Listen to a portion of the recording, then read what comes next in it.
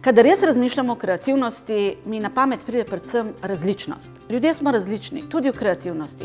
Nekateri smo kreativni pri zbiranju podatkov, drugi, ko določamo izziv. Tretji so idealni, ko razmišljajo o idejah. Spet četrti pa znajo izvrstno izpeljati idejo. Zato smo najboljši in najbolj kreativni, če sodelujemo. Čeprav imamo težave, pa lahko te obvladamo z različnimi metodami. In potem so naši dosežki največji.